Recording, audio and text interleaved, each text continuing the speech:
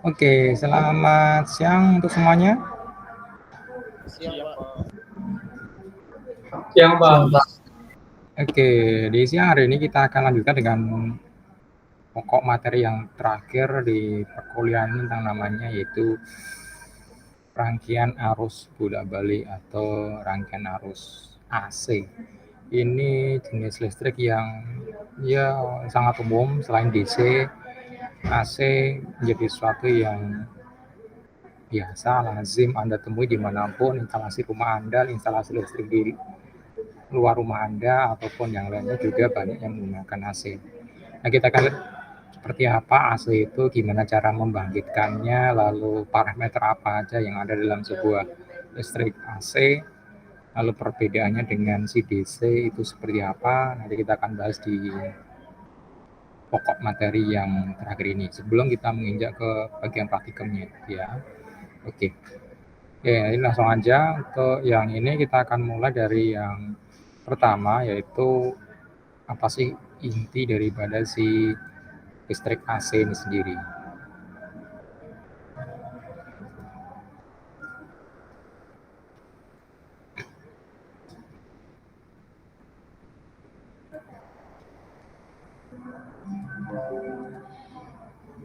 Oke, kita mulai dari mengenal itu namanya listrik bolak-balik atau listrik AC. Kalau kemarin di beberapa pertemuan sebelum UTS, Anda sudah belajar namanya arus listrik searah. Nah, sekarang kita akan lihat kebalikannya itu yang bolak-balik.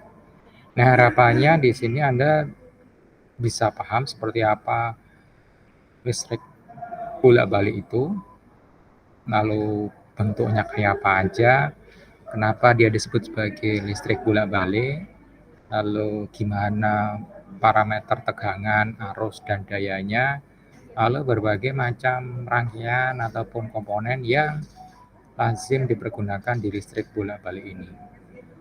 Nah, terus setelah itu kita akan lihat bagaimana sebuah rangkaian dalam listrik bolak-balik itu dia bisa berpengaruh terhadap namanya kualitas daripada listrik bolak-baliknya secara umum. Nah, itu namanya di resonansi dan transformator.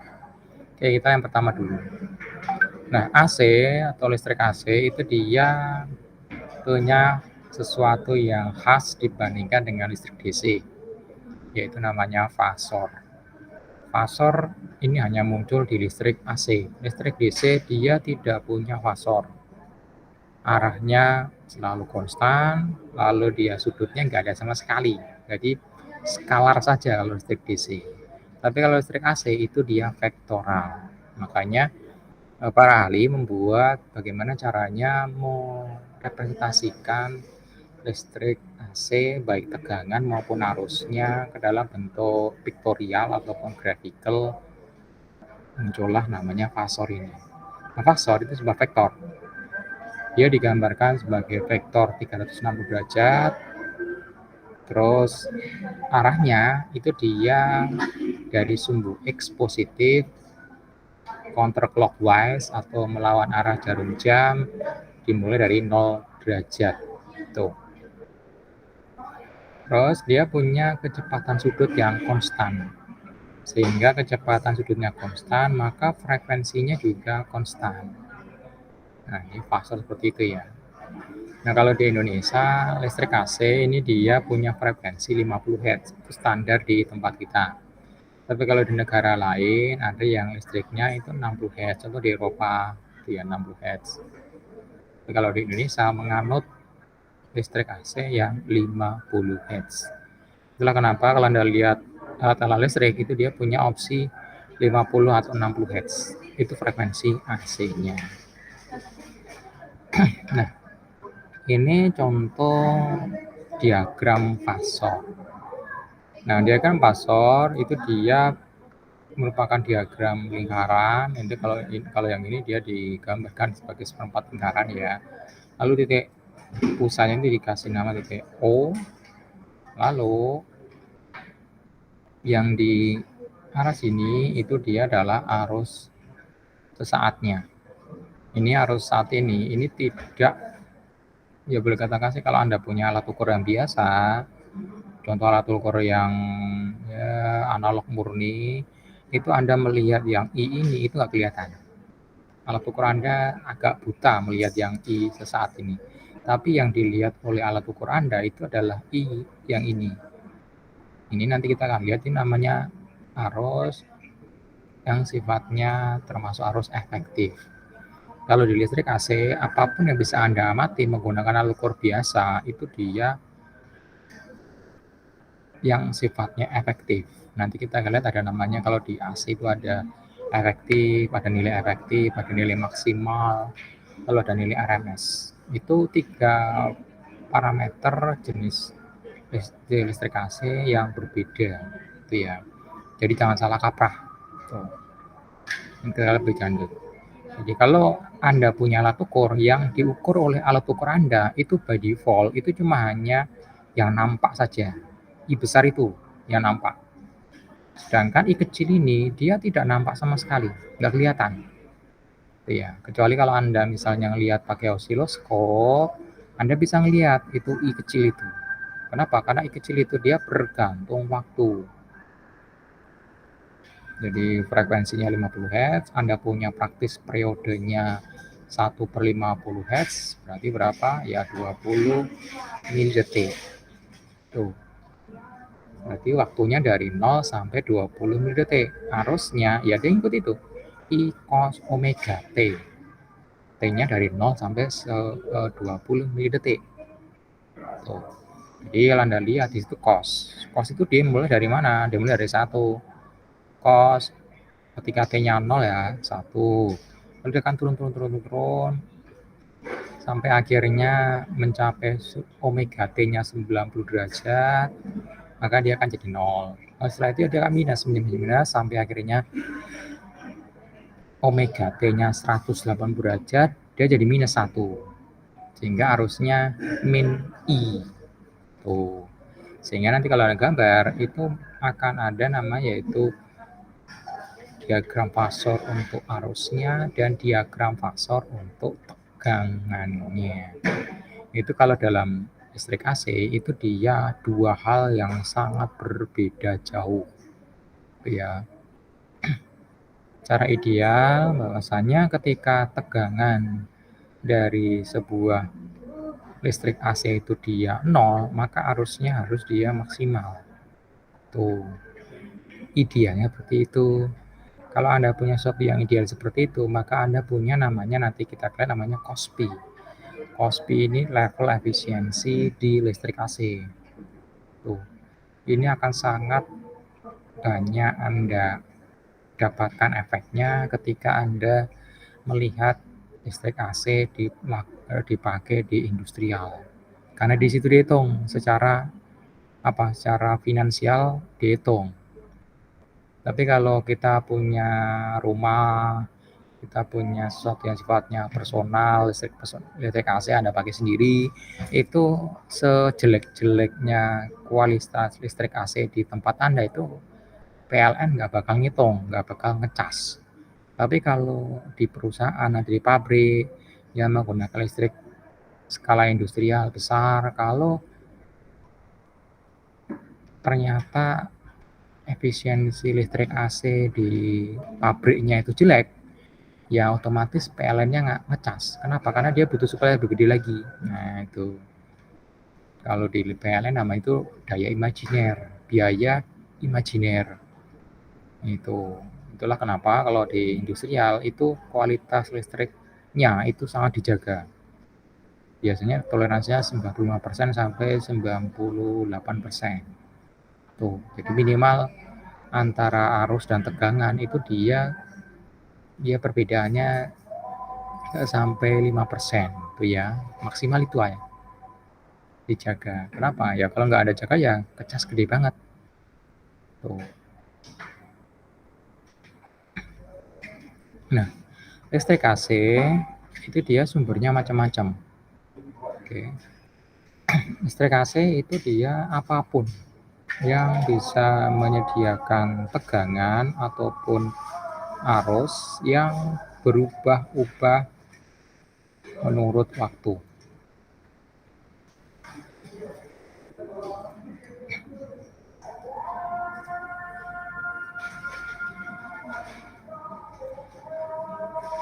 Kita break dulu ya, baru azan.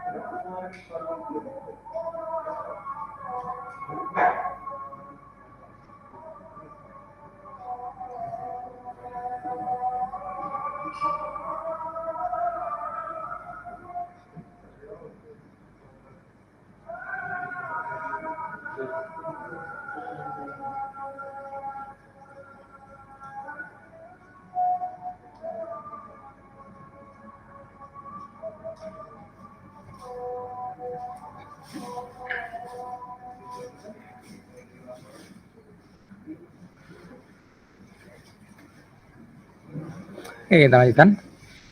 Jadi sumber AC itu apapun yang dia bisa memberikan tegangan ataupun arus yang berubah-ubah.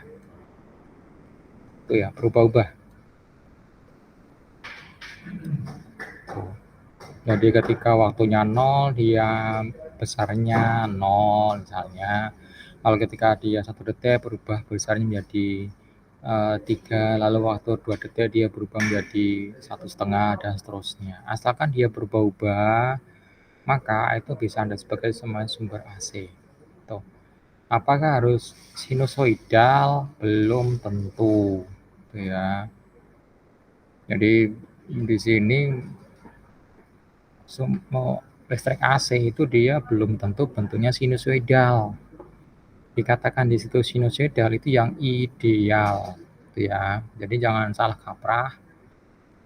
Yang intinya bahwasanya untuk listrik AC itu dia besarnya itu berubah-ubah sepanjang waktu dengan frekuensi tertentu. Entah bentuknya sinusoidal, entah bentuknya kotak, entah bentuknya gergaji, entah bentuknya acak-acakan, asal berubah-ubah, itulah dia AC, listrik AC itu ya. Secara umum tuh simbolnya aja seperti ini, karena diambil bentuk sinusoidal maka kita punya seperti ini. Kalau yang listrik DC itu biasanya simbolnya biasanya seperti ini. Nah, ya.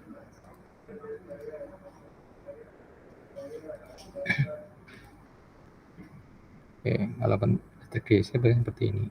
Ada strip di atasnya, lalu di bawahnya strip seperti itu. Nah, itu listrik DC. Kalau yang ini sinusoidal itu AC. Nah, itu. Ini contoh listrik AC generatornya yaitu sebuah dinamo. Dinamo ini dia ada kumparannya atau ada ya boleh katakanlah besi yang berputarnya, besi berputar di dalam medan magnet tertentu, maka dia akan menghasilkan apa? Yaitu ini flux magnet. Ada medan magnetnya, muncul flux magnetnya. Muncul flux magnetnya, Anda ketemu GGL-nya atau gaya gerak listriknya nongol di situ ketika Anda putar. Nah, itu. Dia akan maksimal kalau apa? Kalau posisinya seperti ini maksimal. Ya. Fluxnya dia itu. Oke. Nah, kalau asumsinya dia itu arahnya sana untuk medan magnetnya, maka sesuai dengan apa? Dengan kaidah tangan kanan, maka akan muncul flux listriknya atau yang muter yaitu dengan si medan magnetnya ini. Tuh. Jadi ketika posisi di sini, kita lihat ya, kita posisi di sini ini arah medan magnet seperti itu, maka dia untuk fluxnya dia fluxnya dia optimal. Tuh. Lalu arus tegangannya munculnya di situ 0. Tuh. Kenapa? Lihat ini baik-baik. Bahwasannya untuk sudutnya berapa? 90 derajat. Cos 90 itu berapa? Ya 0. Nah, makanya di sini 0. Oke, lalu kalau yang seperti ini juga sama 0. Ini kita 0. Tapi kalau yang seperti ini cosnya berapa? Cosnya 0 derajat. Jadi 1 maksimal. Jadi nanti kalau Anda punya dinamo sepeda atau Anda punya motor apapun Anda putar itu pasti akan muncul listrik seperti ini. Ini listrik AC. Ya, listrik AC. Dia berubah-ubah sepanjang waktu. Nah, itu. Dengan besaran tertentu dan bentuk gelombang yang tertentu juga. Apakah harus se-smooth ini belum tentu. Tapi yang pasti dia berubah-ubah sepanjang waktu. Itu esensinya listrik AC seperti itu. Ya. Nah, karena si tegangan listrik bola-balik atau listrik AC ini dia ada komponen waktu dan komponen frekuensi, maka kita bisa yaitu merumuskan bahwasannya tegangan sesaat V kecil itu adalah V besar, itu adalah potensial maksimalnya atau tegangan peaknya kalikan cos omega T. Omega itu 2πf. Itu tinggal Anda lihat situ, Anda tahu frekuensinya, Anda tahu T-nya, Anda tahu V gedenya, V maksimalnya, maka Anda bisa hitung apanya? Tegangan sesaatnya. Itu yang dapat Anda ukur itu dia adalah namanya tegangan efektif. tegangan V besar itu namanya tegangan maksimal, itu nggak bisa Anda ukur, kecuali alat ukur Anda mampu. Nah, umumnya yang bisa Anda beli di toko itu dia hanya mengukur namanya yaitu parameter efektif dari listrik, baik tegangan maupun arusnya. Tuh. Kalau di AC yang nongol di situ, yang Anda lihat di situ misalnya 220 volt AC, 219, 222 itu dia adalah tegangan efektifnya. Sedangkan di situ V besar itu ini adalah tegangan maksimalnya. Nah, itu ya. Lalu hubungannya antara tegangan efektif dan tegangan tegangan maksimal itu apa? Nanti kita akan lihat bahwasanya untuk tegangan maksimal itu dia akar 2 kali tegangan efektif, ya. Itu tegangan maksimal. Jadi jangan salah kaprah. Kebanyakan orang kalau ngukur AC itu yang dilihat di situ tegangan, nggak ditanyakan tegangan apa nggak tahu. Tuh, tapi Anda sekarang harusnya udah paham bahwasanya alat ukur Anda itu hanya bisa mengukur nama tegangan efektif. Itu ya. Tuh. Nah, arus juga sama. Arus di listrik AC itu dia juga mengalami perubahan sepanjang waktu. Perubahannya sebesar berapa? Ya cos omega T. Sama seperti tegangannya. Jadi kalau Anda lihat antara tegangan dan arus AC bolak-balik itu dia bentuknya seragam. Tuh, bentuknya seragam. Ya. Dan perubahannya juga dia besarnya seragam, yaitu sebesar cos omega T. Kalau kita ambil T-nya 0, lalu omeganya 2πf, maka kita akan lihat pada saat T sama dengan 0, itu harusnya idealnya tegangannya maksimal. Kenapa? Karena cos 0 ya 1. Terus I-nya juga harusnya maksimal. Kenapa? Karena cos di situ, bukan sinus. Itu karo listrik di tempat Anda itu ideal. Tuh. Jadi ketika T-nya 0 itu tegangannya maksimal, arusnya juga maksimal. Tuh. Tapi belum tentu semua seperti itu ya idealnya. Nah, listrik AC itu dia kalau Anda umpankan ke sebuah komponen, maka dia bisa menjadi listrik searah. Nah, nama komponennya apa? Nama komponen yaitu dia dioda atau penyearah.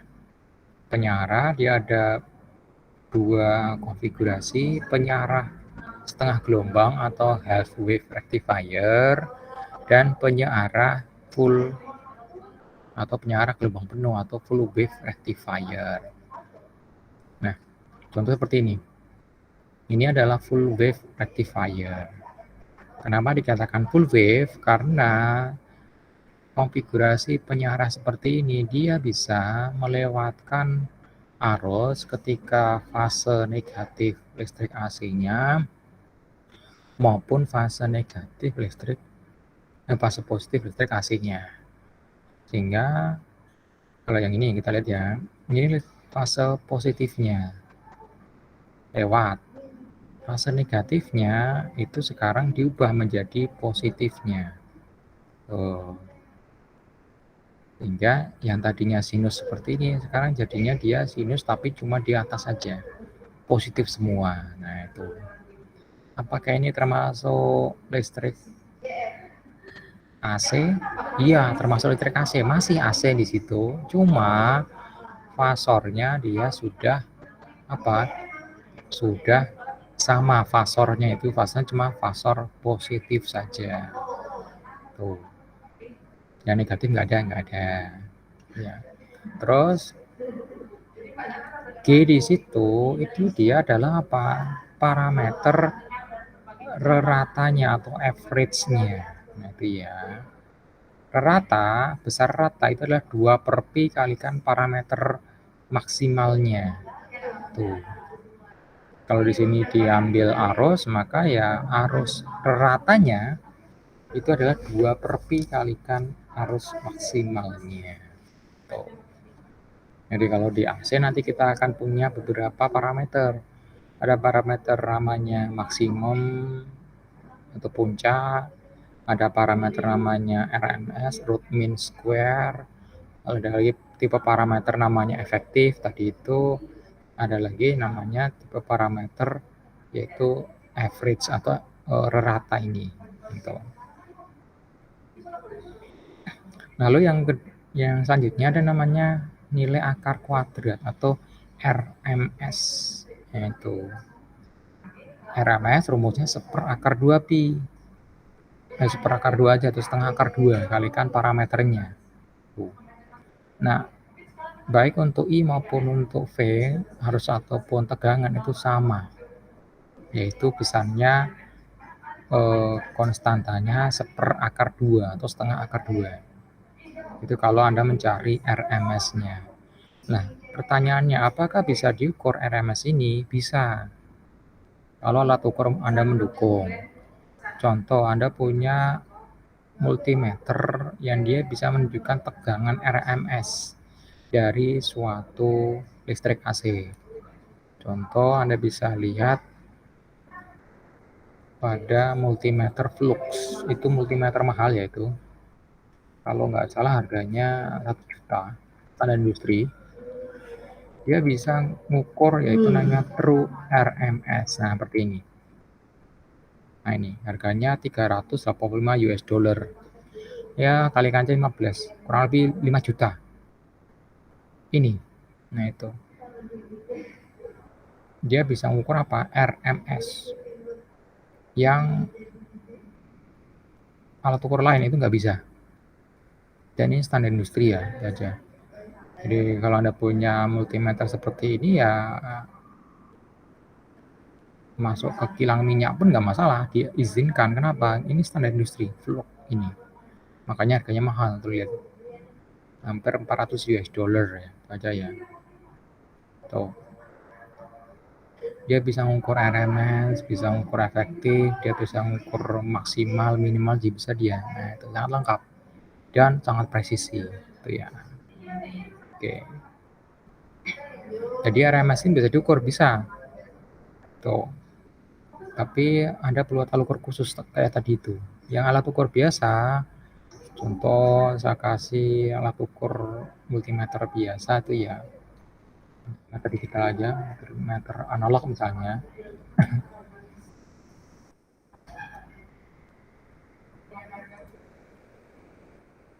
Nah, jadi seperti ini ya. Ini multimeter analog.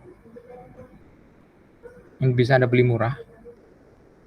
Mereknya Helles tuh. Ini multimeter analog, dia mengukurannya yang efektif saja. Oke, dia nggak bisa mengukur RMS, nggak bisa mengukur maksimal, minimal, lalu average, dia nggak bisa. Makanya harganya murah banget aja. Yang dia bisa ukurannya hanya effective value saja. Itu ya. Kalau Anda masukin ke listrik AC, kalau Anda set dalam mode AC, di AC volt misalnya, nah ini AC volt, maka dia akan menunjukkan yang nilai efektifnya saja. Itu ya. Oke. Atau kalau Anda ingin pakai yang multimeter digital, contoh multimeter Aneng 5000. Bentar ya, saya cek dulu yang multimeter. Nah ini.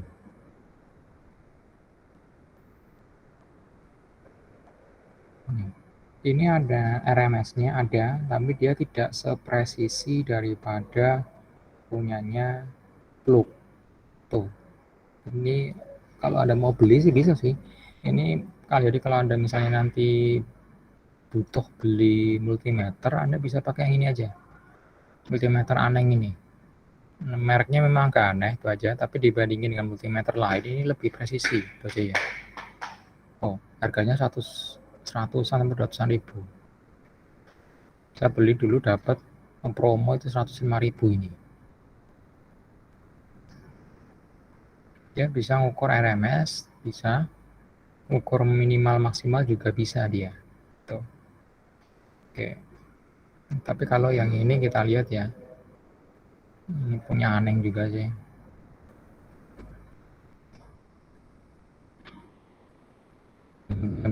Mungkin bisa Anda beli di Tokopedia ataupun yang lainnya.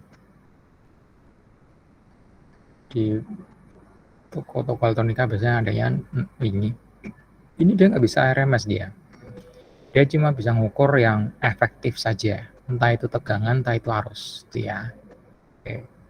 Jadi kalau Anda mau pakai alat ukur, jangan salah. Itu ya. Nah, kalau di listrik AC, dia akan muncul namanya sudut fase. Sudut fase ini sudut antara tegangan terhadap arus. Ini kalau Anda ukur, ini sangat menentukan kualitas listrik AC Anda.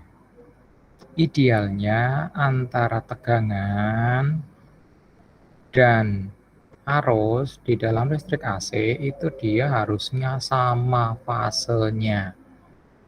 Tidak ada beda fase. Tuh, jadi sudut fasenya 0.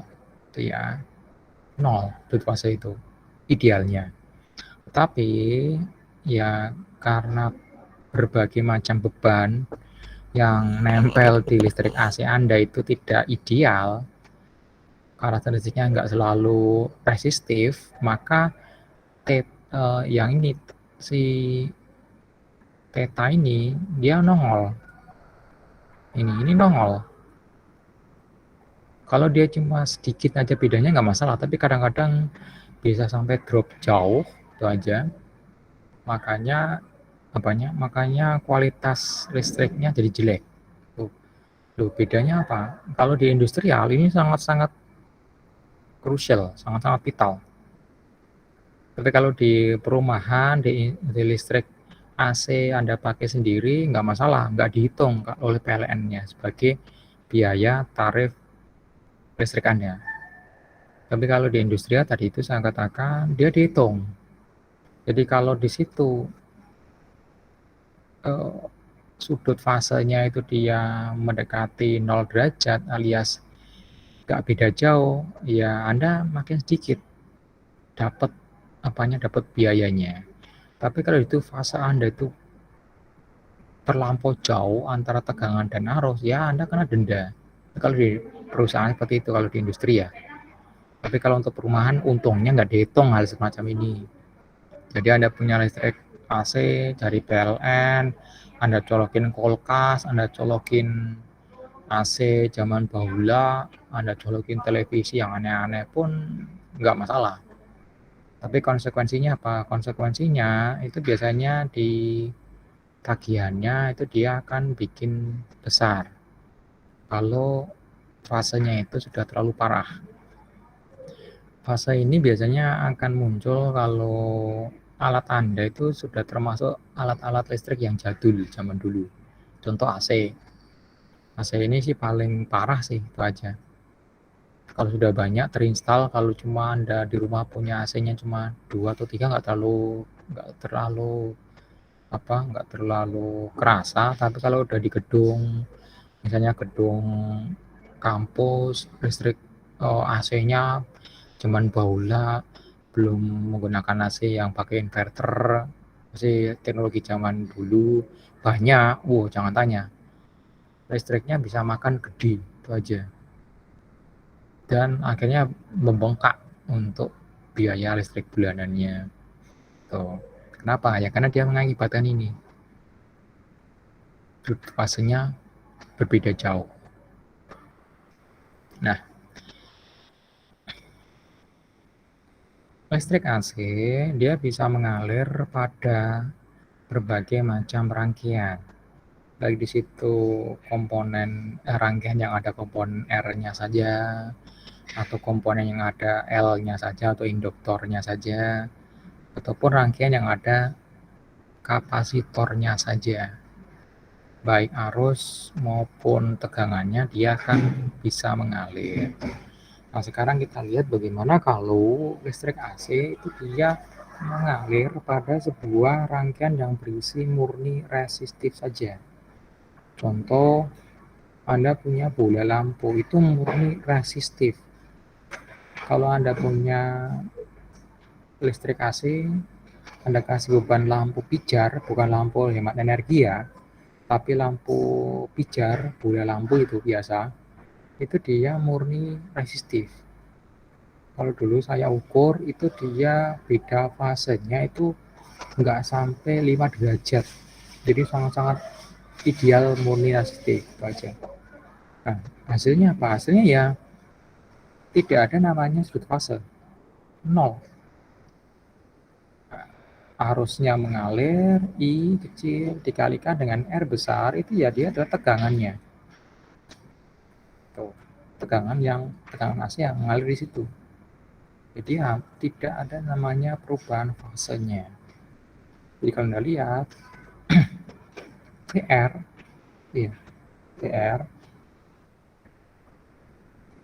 kalau kita gambarkan diagram fasornya, yang ke arah sana itu I-nya, I kecil ya, I kecil itu dia arus sesaatnya, lalu yang I besar tuh, kalau di sini ada VR, VR itu ya I kalikan R, ini besarnya, ini ya besar, tuh, itu beda fasenya nggak ada sama sekali.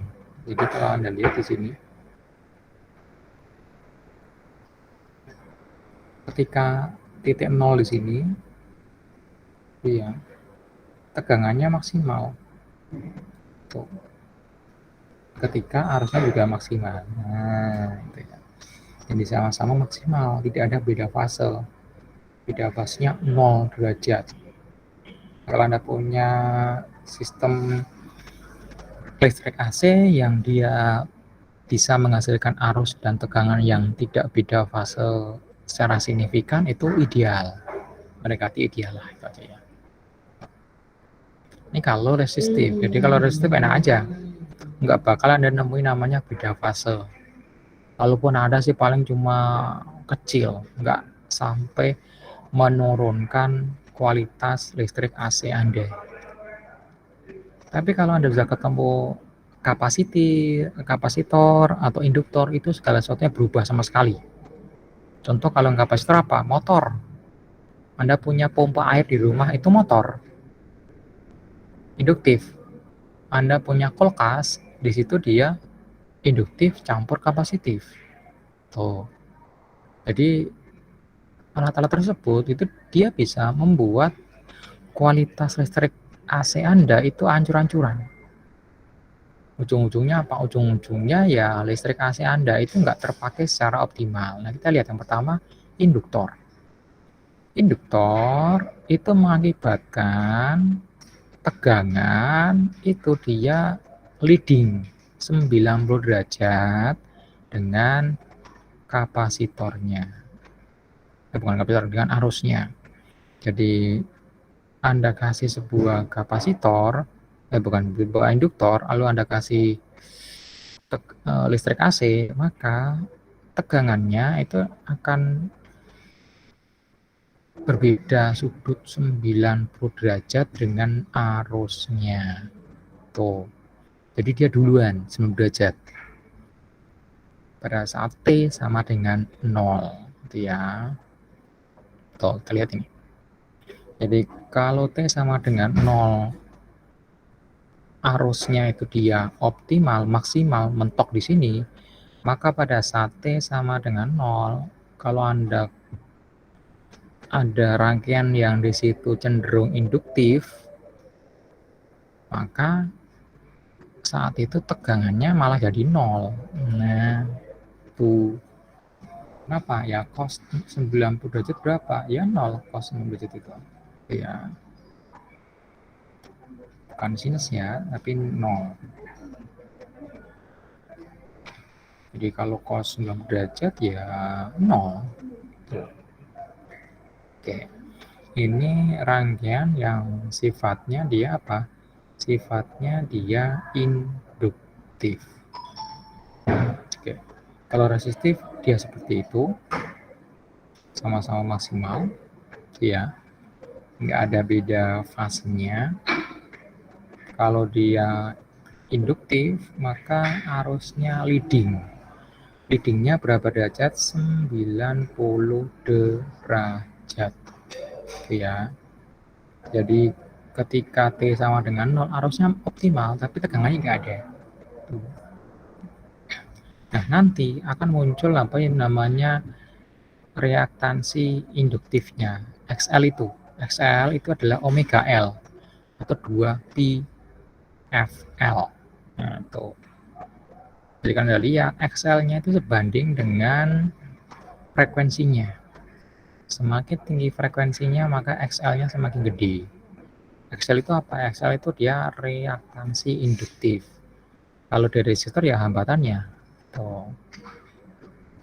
Nah, kalau kita gambarkan diagram fasornya, ini arus sesaatnya, lalu kalau ini dia adalah arusnya dengan sudut omega T, maka VL-nya itu dia leading 9 derajat alias beda 90 derajat dengan si I ini. Jadi dia ketambahan 90 derajat sehingga akhirnya dia ke sini fasornya untuk tegangannya. Itu ya. Oke. Itu di induktor. Jadi kalau induktor Anda kasih tegangan AC, dia bisa nyimpan energi. Energinya yang disimpan apa? Ya arusnya itu. Tuh.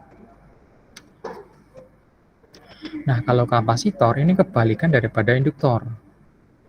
Untuk kapasitor itu dia akan mengakibatkan tegangan itu lagging 90 derajat dengan arusnya. Si kapasitornya akan mengintroduce sebuah reaktansi namanya reaktansi kapasitif dikasih simbol XC. XC atau reaktansi kapasitif adalah 1/2 pi FC. Jadi ya berkebalikan dengan apa? Frekuensinya. Frekuensinya semakin tinggi, maka XC-nya semakin kecil.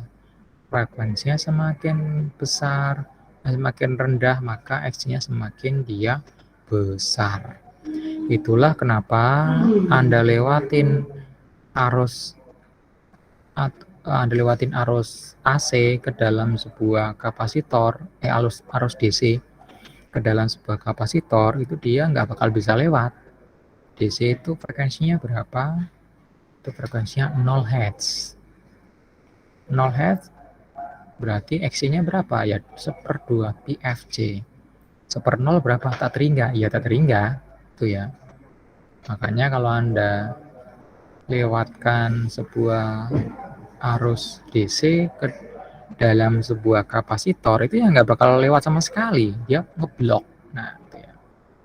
Nah, jadi kalau kita gambarkan grafiknya, ketika arusnya maksimal seperti itu, ketika T sama dengan 0, maka T sama dengan 1, T sama dengan 0, arusnya untuk listrik AC-nya itu optimal.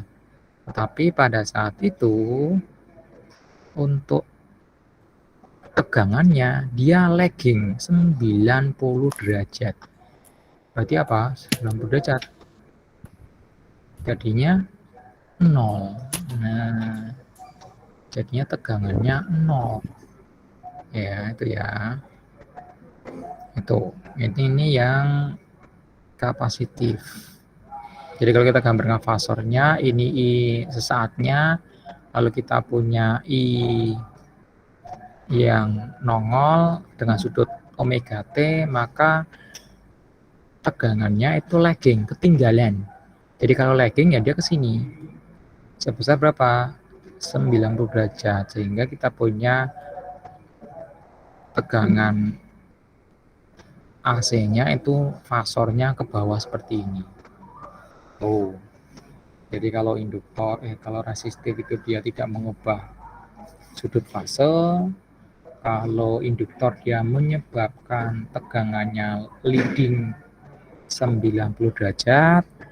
Kalau kapasitor dia menyebabkan tegangannya lagging 90 derajat. Nah, itu. Ini prinsip dasar rangkaian listrik bolak-balik. Kalau di DC ini tidak nongol sama sekali, ya. Yang perlu Anda perhatikan baik-baik bagaimana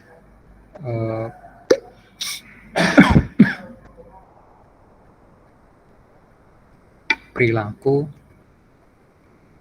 rangkaian kalau dikasih listrik sumber AC. Kalau di DC enak, di DC itu cuma sekali, cuma satu aja karakteristiknya, ya.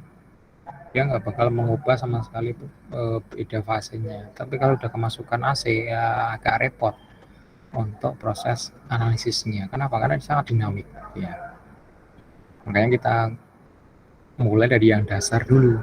Bagaimana listrik AC itu dia ada namanya tadi efektifnya, ada namanya peak-nya atau maksimumnya, ada namanya RMS-nya, lalu ada namanya average-nya, ratanya.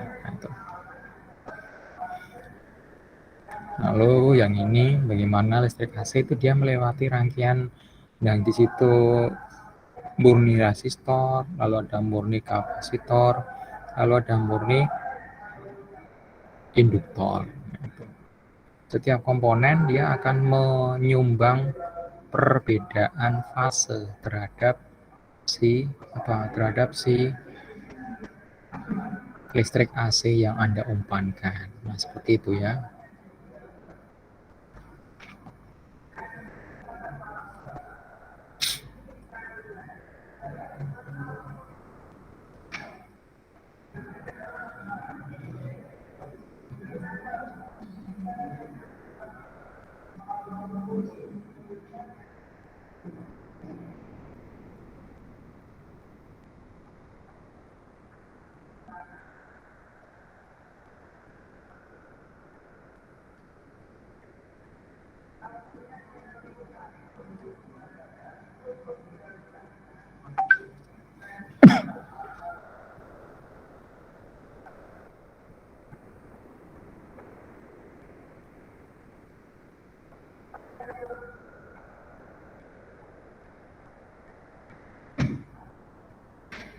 Oke. Nah, sekarang kita akan lihat implementasi rangkaiannya, ya.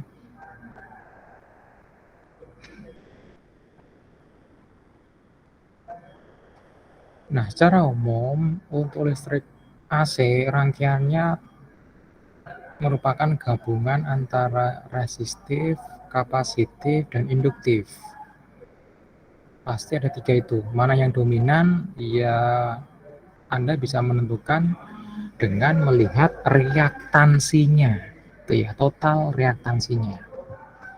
Nah, reaktansi untuk resistor ya R, reaktansi untuk induktor XL, 2πfL. Kalau reaktansi untuk kapasitor 1/2πfc. Nah, itu.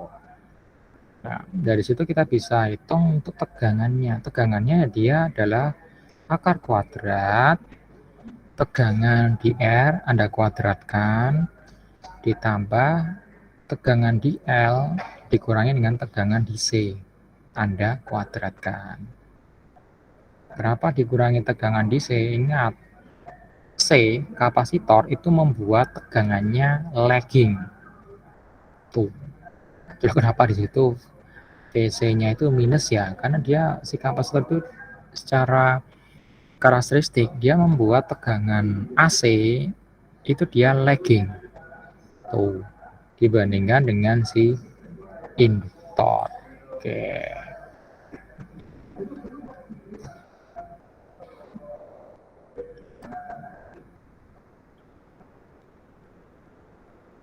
Nah, kalau kita sudah menganalisis rangkaian AC, maka kita harus menghitung total reaktansinya.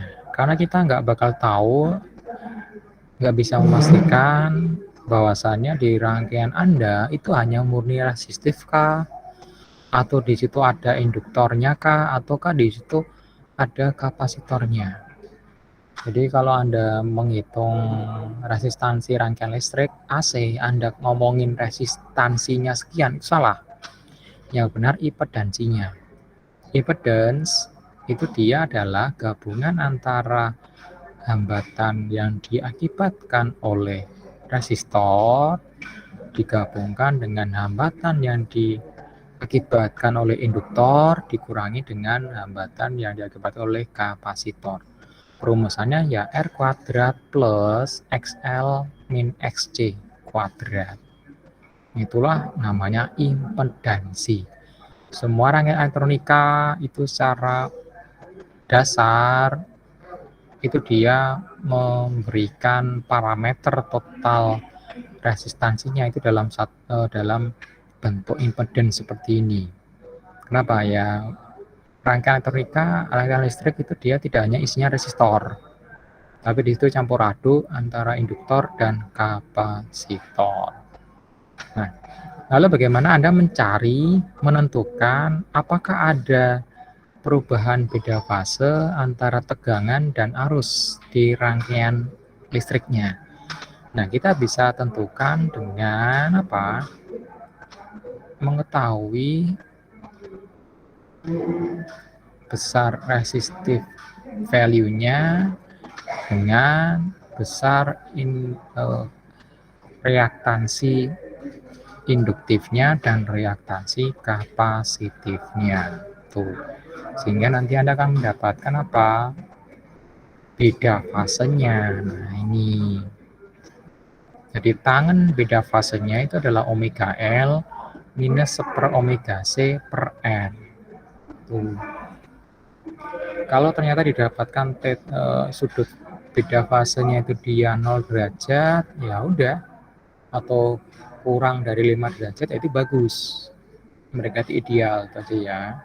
Tapi kalau udah terlalu gede, ada sampai 20 derajat, sampai 30 derajat, atau bahkan lebih, itu parah itu aja. Parah. Berarti listrik di tempat Anda itu jelek. Itu ya. Dan ini umumnya sangat berpengaruh terhadap kelangsungan daripada peralatan listrik Anda. Ya, kalau Anda punya listriknya jelek, itu sering turun tegangannya. Contoh misalnya Anda punya kulkasnya itu optimal di tegangan 220 volt. Tapi ternyata listrik di rumah Anda itu drop sampai 190 volt. Otomatis apa? Otomatis ya pendinginan di kulkas Anda itu nggak optimal. Ujung-ujungnya apa? Ujung-ujungnya kalau Anda jualan makanan beku misalnya, ya cari semua itu makanan Anda. Rugi secara ekonomi. Ya.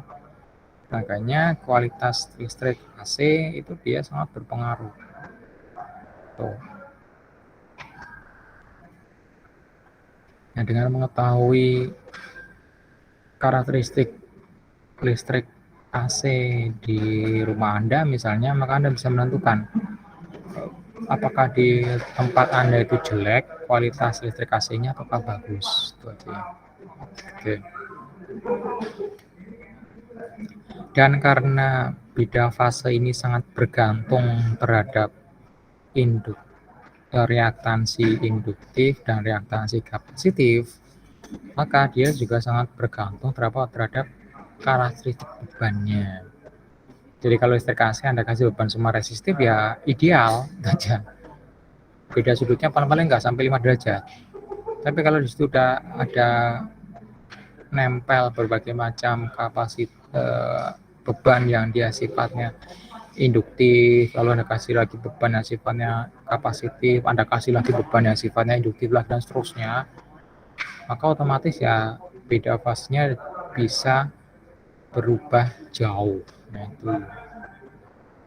Jadi pada saat ini misalnya listrik di rumah Anda bagus, beda fasenya cuma 5 derajat, misalnya berhubung yang hidup cuma lampu-lampu aja.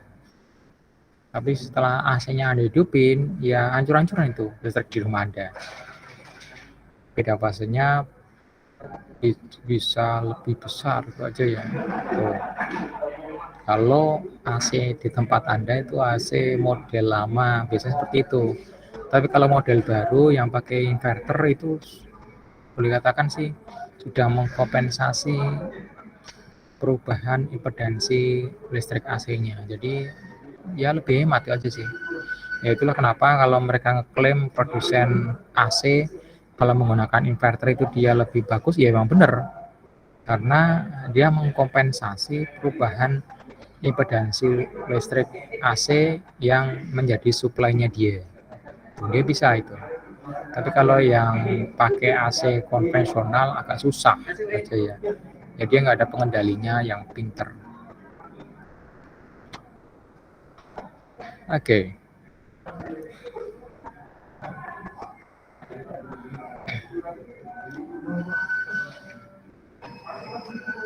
Nah, di rangkaian listrik AC maka akan muncul namanya resonans. Resonansi itu terjadi ketika frekuensinya itu sama dengan akar LC. Pada saat itulah nanti akan terjadi kondisi gimana, yaitu arusnya itu dia akan maksimal untuk sebuah tegangan yang dikasihkan pada suatu frekuensi tertentu. Nah, pada kondisi resonans seperti ini, tegangan dan arusnya sefasa. Dan pada saat ini, impedansi total itu sama dengan R-nya saja. Berarti resonan ini apa? Berarti resonan ini adalah hal yang diinginkan. Tapi ingat, kalau di listrik AC itu resonannya ada banyak. Kalau untuk PLN, resonan ketiga ini dihindari. Jadi contoh misalnya kita frekuensi pertamanya 50 Hz, itu listrik PLN. Tapi Anda buat sistemnya resonan 100 Hz, nggak masalah. Tapi kalau Anda buat sistemnya itu resonan 150 Hz, itu hancur listriknya. Banyak peralatan listrik yang rusak. Kenapa? Karena mereka nggak punya filter 150 Hz. Itu sih, ini seperti itu. Jadi kalau sampai muncul resonan ketiga, ya kalau kata teman-teman yang kerja di listrik AC tekanan tinggi terutama itu sangat berbahaya. Jadi ya, karena osilasinya parah. Ini parah begitu. Nah, kalau Anda punya listrik AC, Anda bisa mentransfer energi dan flux dari listrik AC-nya menggunakan peralatan namanya transformator. Tuh. Jadi transformator ini dia suatu alat yang dia akan memindahkan, mentransfer flux listrik dari sisi satu ke sisi lainnya. Sisinya ada dua, ada namanya sisi primer, ada namanya sisi sekunder. Tuh. Sisi primer ini biasanya sisi yang dikasih sumber. Sisi sekunder ini yang biasanya menerima hasil transfer fluxnya. Ini trafo seperti ini trafo yang bentuknya kotak. Trafo kotak ini dia kurang efektif ya. Kenapa? Karena arus eddy-nya gede. Maka efisiensinya seperti kemarin sudah saya jelaskan itu jelek. Kisaran 70-80%. Tapi kalau Anda pakai trafo donat itu dia efisiensinya sampai 95% ke atas. Jadi ya sangat-sangat ideal meskipun harganya mahal itu aja ya. Mahal sih dibandingkan trafo yang kotak seperti ini. Kalau untuk audio sih biasanya orang lebih menyukai yang trafo donat karena dia bisa memberikan daya efektif mendekati daya yang dituliskan di trafonya. Jadi kalau trafo donat Anda beli trafonya 25 volt CT lalu arusnya 10 ampere yang nongol benar-benar dekat dengan 10 ampere tadi itu. Misalnya 9,8 ampere, 9,9 ampere. Iya segitu emang. Tapi kalau Anda pakai trafo kotak seperti itu, maka efisiensinya turun jauh itu aja. Jadi Anda beli trafo kotak misalnya 5 ampere, kalau mereknya abal-abal contohnya merek apa ya, lupa saya. Kalau yang kelas atas contohnya trafo era. Trafo era itu dia trafo meskipun kotak tapi efisiensinya lumayan gitu ya. Makanya harga mahal gitu sih. Nah, untuk transformator maka tegangan di sisi primer dibagi dengan jumlah kumparan di sisi primer itu sama dengan tegangan di sisi sekunder V2 dibagi dengan jumlah kumparan di sisi sekundernya, atau V1 per N1 sama dengan V2 per N2 itu ya. Nah itu terus V1 kalikan I1 itu dia sama dengan V2 kalikan I2 tuh.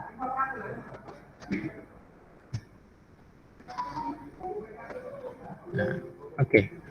Nah, itu listrik AC dia seperti itu. Mulai dari karakteristik besaran listrik AC dari yang namanya maksimal, lalu ada turun lagi efektif, lalu turun lagi rata, lalu turun lagi RMS.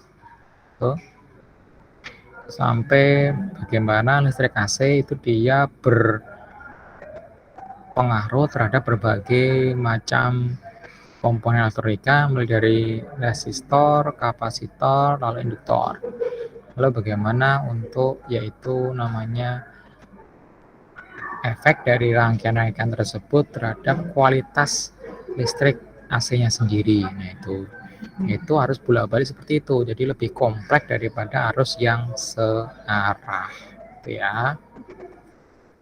Nah, untuk yang pertemuan selanjutnya nanti kita akan bahas rangkaian arus bolak-balik bagian kedua dengan lebih titik fokuskan pada untuk rangkaiannya, baik itu RL, lalu ada RC, lalu ada RLC, seperti apa untuk impedansinya dan arusnya.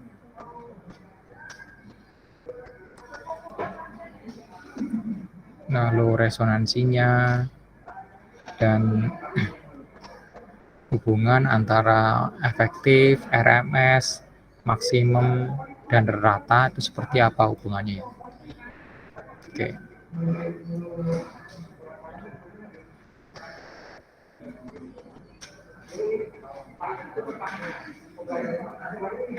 Lalu yang terakhir nanti kita gali namanya daya arus bolak-balik gitu. Oke. Nah, oke, saya rasa itu aja untuk pertemuan kita pada siang hari ini. Terima kasih atas perhatian dan kerjasamanya. Jangan lupa Anda isi absennya di spon ya. Terus jangan lupa untuk Anda tonton materi yang sudah saya uploadkan ke spon di situ. Ini adalah pertemuan yang ke-22 tuh. Nanti sebentar lagi kita akan melakukan praktikum dan jadi silakan dipersiapkan untuk kelompoknya tuh ya. Di sini kita ada kurang lebih 12. Jadi untuk satu kelompok maksimal 6 orang tuh ya. Oke. Nanti saya mulai distribusikan untuk panduan praktikumnya tuh. Untuk Anda baca dan Anda persiapkan untuk praktikumnya. Oke, saya rasa itu aja. Terima kasih atas perhatian dan kerjasamanya. Sampai berjumpa di pertemuan selanjutnya untuk membahas bab terakhir tentang namanya arus bolak-balik bagian yang kedua. Oke, terima kasih. Selamat siang. Siang Pak, terima kasih. Siang Pak. Terima kasih Pak. Mari.